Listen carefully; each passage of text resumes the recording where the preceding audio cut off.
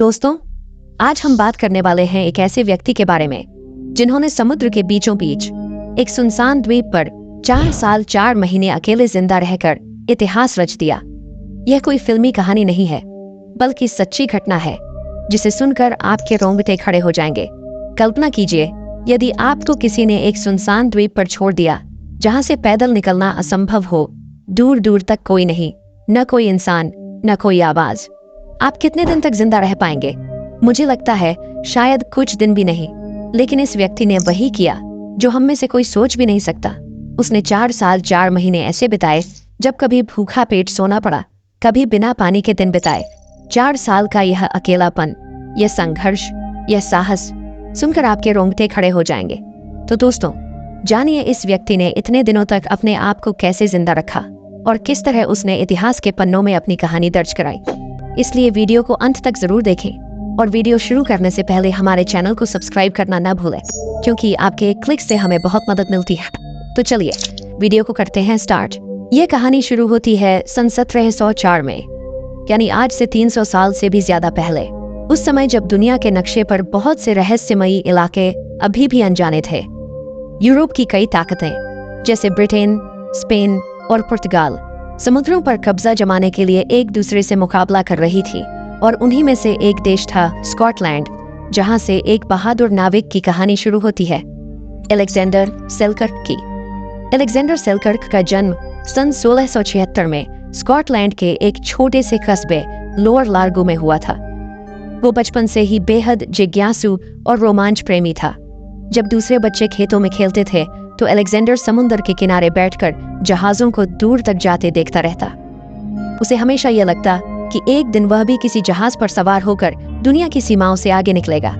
जैसे जैसे वो बड़ा हुआ, उसने जहाज चलाने की कला सीखी, समुद्र के नियम सीखे, और बहुत जल्द ही वह एक कुशल नाविक बन गया।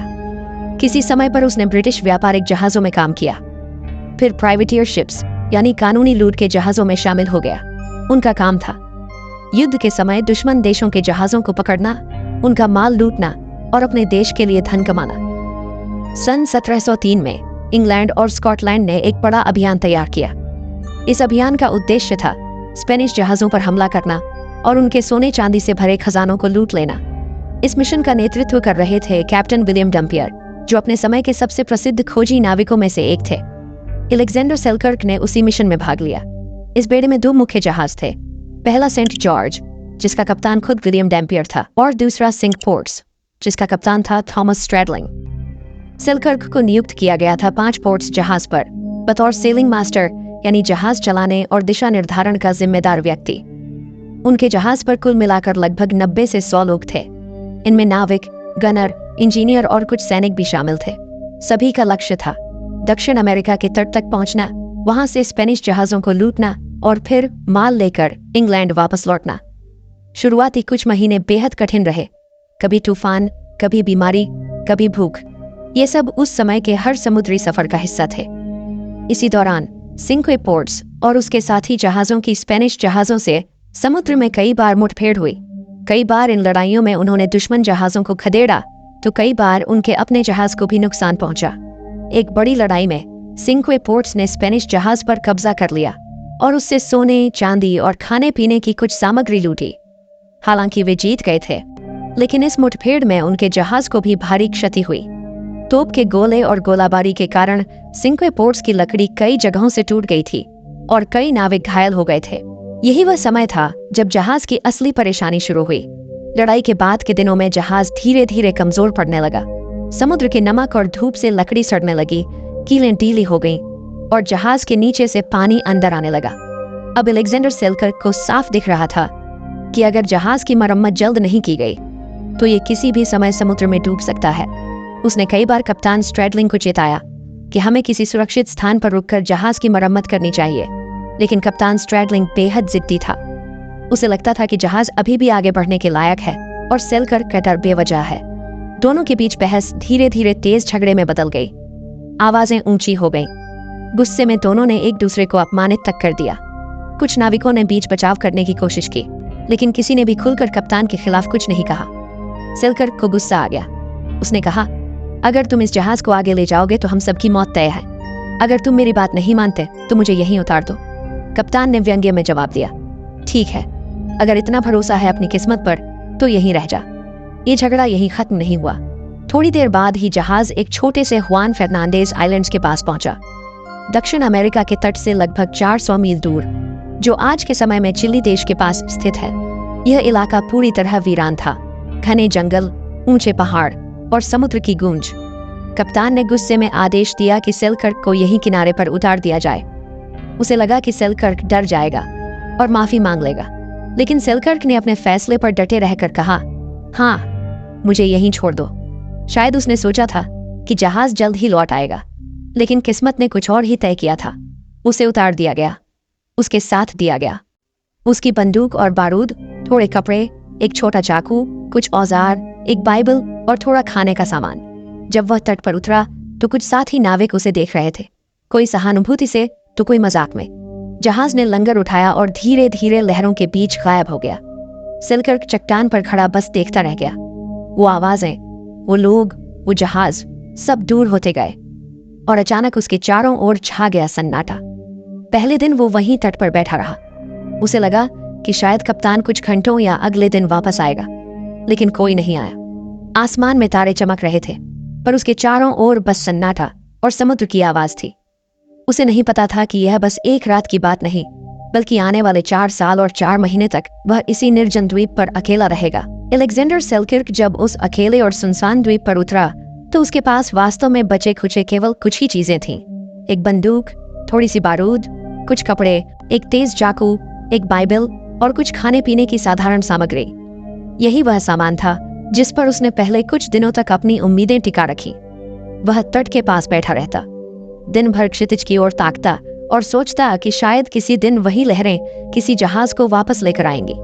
लेकिन जब कई दिन बीत गए और कोई सहायता नहीं आई, तो उसने यह समझ लिया कि अब आत्मनिर्भर होना ही उसकी एकमात्र राह है। तट पर रहते हुए उसका सारा भोजन केवल 1 सप्ताह में समाप्त हो गया। भूख और निर्जनता की मार से उसने निर्णय लिया कि अब उसे अंदर जाकर कोई सुरक्षित ठिकाना बनाना होगा। उसने समुद्र किनारे से कुछ दूर एक घनी पहाड़ी ढलान चुनी और वहां 2 झोपड़ियां बनाई, एक स्वयं के रहने के लिए और दूसरी अपने सामान तथा भोजन को सुरक्षित रखने के लिए। यह व्यवस्था इसलिए की गई थी ताकि कोई जंगली जानवर उसकी वस्तुओं तक न पहुंच सके और तेज हवाओं से उसका भोजन सुरक्षित रहे। उसने पत्थरों और टहनियों से अपनी झोपड़ी को मजबूत बनाया, पत्तों की मोटी परत से छत ढकी और छोटे दरवाजे रखे ताकि ठंडी हवा अंदर न आ सके। खाने की तलाश में उसने जंगल का कोना कोना खंगाला और पाया कि वहां ऊंची पहाड़ियों पर बहुत सी जंगली बकरियां घूमती हैं। पहले उसने बंदूक से उनका शिकार करने की कोशिश की, लेकिन गोली सही से नहीं लगी। बारूद खर्च हो गया और बकरी भाग गई। इस असफलता के बाद उसने तय किया कि अब वह अपने हाथों से ही शिकार करेगा। उसने पत्थरों से भाले बनाए और बेलों से रस्सियां तैयार की। कई बार वह घंटों तक पहाड़ियों पर दौड़ता, गिरता, चोट खाता और फिर भी कोशिश नहीं छोड़ता। एक दिन उसने देखा कि एक बकरी पहाड़ी के ऊपरी हिस्से पर चढ़ रही है। वह भी उसके पीछे पीछे चढ़ने लगा। चढ़ाई कठिन थी, हाथों में छाले पड़ गए, पर उसने हार नहीं मानी। अंत में जब वह शिकार के बिल्कुल करीब था, उसका पैर फिसल गया और वह नीचे गिर पड़ा। लेकिन किस्मत ने साथ दिया। वह सीधे बकरी के ऊपर जा गिरा। बकरी बुरी तरह डर गई और उसने उसी क्षण उसे पकड़ लिया। गिरने से उसके पैर में हल्की चोट आई, मगर कुछ दिनों में वह ठीक हो गया। शिकार से लौटकर उसने सूखी लकड़ियां इकट्ठा की और आग जलाने की कोशिश की। कई बार वह घंटों 2 लकड़ियों को घिसता रहा। उसके हाथों में छाले पड़ गए, पर उसने हार नहीं मानी। अंततः जब घर्षण से पहली बार धुआं उठा, उसने सूखी घास पर फूंक मारकर लौ को बढ़ाया। जैसे ही आग जली, उसकी आंखों में आंसू आ गए, भूख से नहीं बल्कि अपनी मेहनत की जीत से। बकरी को मारकर उसने उसका बाहरी खाल उतारा, जिसे बाद में कपड़े और अन्य उपयोग के लिए इस्तेमाल किया। इस प्रकार उसने न केवल भोजन पाया, बल्कि अपने अस्तित्व को सुरक्षित रखने के लिए वस्त्र और सुरक्षा का साधन भी तैयार किया। उसने पहली बार अपने हाथों से पकाया हुआ बकरी का मांस खाया।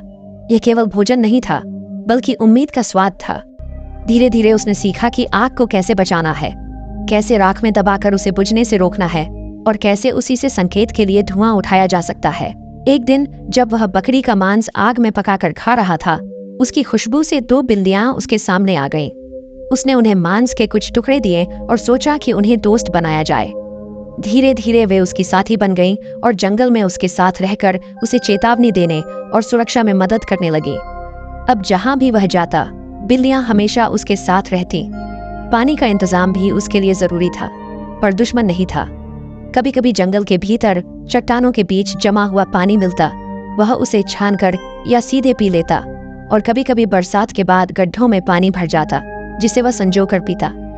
कई जगहों पर वही पानी बकरियां भी पीने आती, इसलिए पानी मिलना उस धूप में पूरी तरह असंभव नहीं था। बकरी जहां रहती थी वही अक्सर पानी के पास रहती थी, जिससे पानी ढूंढना आसान हुआ। एक दिन जब वह समुद्र तट पर सूखी लकड़ियां ढूंढ रहा था, उसे दूर क्षितिज पर एक जहाज दिखाई दिया। उसने ध्यान से देखा और पाया कि उस जहाज पर स्पेन का झंडा लहरा रहा है, वही देश जो उस समय इंग्लैंड का शत्रु था। यह देखकर वह तुरंत सतर्क हो गया। उसने सोचा कि यदि उसने मदद मांगी और वे लोग उसे पहचान गए तो वे बिना झिझक उसे बंदी बनाकर यातनाएं देंगे। इसीलिए उसने चुपचाप एक पत्थर के पीछे छिपकर जहाज को जाते हुए देखा और कोई संकेत नहीं दिया। समय बीतता गया। 1 वर्ष बाद एक और जहाज दिखाई दिया, इस बार बहुत करीब से। वह भी स्पेन का ही जहाज था। जहाज किनारे के पास आया और उसके कुछ नाविक छोटी नाव में उतरकर किनारे पर आ गए। अलेक्जेंडर ने तुरंत जंगल के भीतर भागकर एक ऊंचे पेड़ पर चढ़कर पत्तों और मिट्टी से खुद को ढक लिया। नीचे से नाविकों की आवाजें आ रही थीं।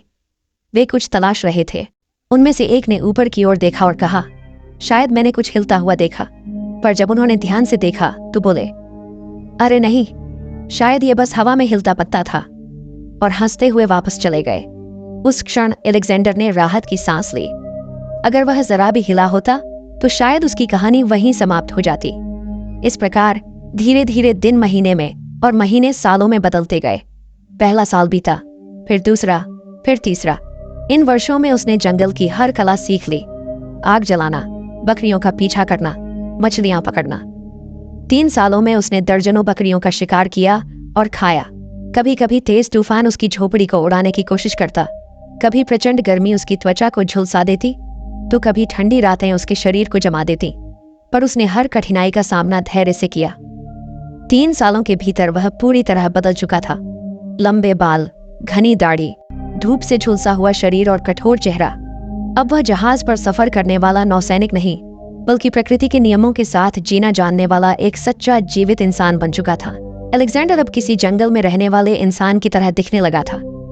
चेहरे पर घनी दाढ़ी, जो अब उसके हाथ से भी लंबी हो चुकी थी, बाल झाड़ियों की तरह उलझे हुए, और शरीर पर बकरी की खाल से बना कपड़ा जो वह खुद सिलता था। उसकी आंखों में एक अजीब सी चमक थी, जैसे जंगल का हिस्सा बन चुका हो। इन 3 सालों के बीच उसने कई मुश्किलें झेली। कभी तेज तूफानों ने उसकी झोपड़ी को तहस नहस कर दिया, तो कभी बारिशों ने सब कुछ बहा दिया। पर हर बार वह अपनी टूटी झोपड़ी को फिर से बनाता। कभी दिन भर भूखा रह जाता, तो कभी चूहे, कीड़े मकोड़े तक खाकर खुद को जिंदा रखता। कभी पेड़ों की जड़ों को भूनकर खाता, और कभी बकरियों का दूध निकालकर उससे गुजारा करता। उसने अपने लिए कुछ बकरियां भी पाली थी, जिनका दूध वह खुद दोहता, उबाल कर खाता, किसी जंगली पौधे से चाय बनाता और अपनी दोस्त बिल्लियों को भी देता।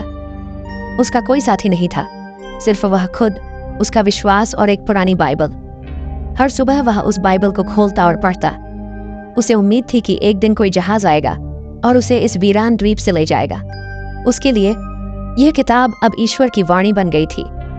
हर दिन वह ईश्वर से बस एक ही प्रार्थना करता, मुझे इस एकाकी जीवन से बाहर निकालो। इन सालों में अलेक्जेंडर ने अपने सर्वाइवल स्किल्स को और मजबूत बना लिया था। अब वह आग जलाने में माहिर था, बारिश से बचने के लिए पत्थरों के बीच मजबूत झोपड़ी बना चुका था। उसने अपने चारों ओर के द्वीप को ऐसे पहचान लिया था जैसे कोई बच्चा अपने घर के कोने कोने को जानता है। कई बार उसने दूर समंदर में धुंध के बीच कुछ आकृतियां देखी, पर वे हमेशा उसकी उम्मीदों की तरह गायब हो जाती। वह सोचता, शायद ये सब भ्रम है। फिर भी हर सुबह की पहली किरण उसके दिल में एक नई उम्मीद जगाती। ऐसे करते करते 3 साल बीत चुके थे, और फिर एक और साल गुजर गया। इन 3 और 4 सालों के बीच उसने सबसे ज्यादा कठिनाइयां झेली। 4 साल पूरे होने से पहले ही उसने एक बेहद मजबूत झोपड़ी बना ली थी, जो न हवा गिरा सकती थी, न बारिश बिगाड़ सकती थी। अब उसके पास कई बकरियां थीं। कुछ को वह पालता था, तो कुछ का दूध निकाल कर पीता था। उसने द्वीप के हर कोने में छोटे बड़े झोपड़े बना रखे थे ताकि जहां भी जाए उसे आश्रय मिल सके। अब उसके शरीर पर इंसानों वाले कपड़े नहीं बचे थे। पूरा शरीर बकरी की खाल से बने कपड़ों में ढका था, गले में हड्डियों की माला थी और धूप में झुलसी त्वचा उसे किसी जंगल के राजा की तरह दिखाती थी। पर इसके बावजूद वह हर सुबह अपनी बाइबल पढ़ना नहीं छोड़ता था। उसकी उम्मीद अब भी जिंदा थी कि एक दिन कोई जहाज उसे यहाँ से ले जाएगा। ऐसे करते करते 4 साल 4 महीने बीत चुके थे और फिर आया वो दिन। 2 फरवरी 1709 सुबह का वक्त था। अलेक्जेंडर किनारे पर बैठा अपनी बाइबल पढ़ रहा था कि तभी उसने दूर क्षितिज पर कुछ देखा। समंदर की लहरों के बीच एक जहाज की आकृति धीरे धीरे साफ होती जा रही थी। पहले तो उसे लगा कि यह भी उसका भ्रम है, लेकिन जब उसने ध्यान से देखा तो 2 जहाज दिखाई देने लगे। उसका दिल जोरों से धड़कने लगा। वह भागकर अपनी आंख की जगह पहुंचा और धुएं का इशारा करने लगा। धीरे धीरे वो जहाज उसकी ओर बढ़ने लगे। जब नावें किनारे पहुंची और लोग उतरे तो उन्होंने देखा कि उनके सामने एक अजीब व्यक्ति खड़ा है। लंबी दाढ़ी जो उसके हाथ से भी लंबी थी, बाल झाड़ियों की तरह फैले हुए और शरीर पर बकरी की खाल से बने कपड़े। वह कोई साधु नहीं था, वह था अलेक्जेंडर सेलकर्क। वे जहाज ब्रिटिश थे, जिनमें से एक का नाम था ड्यूक और उसका कप्तान था वुड्स रॉजर्स। कप्तान रॉजर्स और उसके साथी अलेक्जेंडर की हालत देखकर तंग रह गए। वह किसी जंगली आदमी की तरह दिख रहा था, लेकिन उसकी आंखों में इंसानियत और उम्मीद अब भी थी। अलेक्जेंडर कुछ बोलना चाहता था, पर उसकी आवाज बहुत कमजोर थी। टूटी फूटी अंग्रेजी में उसने अपनी कहानी बताने की कोशिश की, जिसे मुश्किल से ही वे लोग समझ पाए। कप्तान रॉजर्स ने तुरंत उसे अपने जहाज पर लाने का आदेश दिया। नाविकों ने उसे सहारा दिया और जैसे ही वह जहाज पर चढ़ा, उसकी आंखों से आंसू निकल पड़े। 4 साल 4 महीने बाद उसने पहली बार इंसानों को देखा था। उस दिन 2 फरवरी 1709 अलेक्जेंडर सेलकर्क को उस निर्जन द्वीप से आजादी मिली। जहाज के डेक पर बैठा वह आसमान की ओर देख रहा था और उसके होठों से निकला एक ही शब्द, धन्यवाद प्रभु। और इसी के साथ खत्म हुई एक ऐसी सच्ची कहानी जिसने इंसानियत, विश्वास और उम्मीद की परिभाषा हमेशा के लिए बदल दिया। दोस्तों, आप लोगों ने इस वीडियो को अंत तक देखा, इसके लिए दिल से शुक्रिया। अगर आपको यह वीडियो पसंद आया है तो इसे अपने दोस्तों के साथ शेयर करना और चैनल को सब्सक्राइब करना बिल्कुल मत भूलिएगा। तो चलिए दोस्तों, हम लोग फिर मिलेंगे इसी तरह की एक और दिलचस्प वीडियो में। तब तक के लिए बाय और एक बार फिर दिल से धन्यवाद।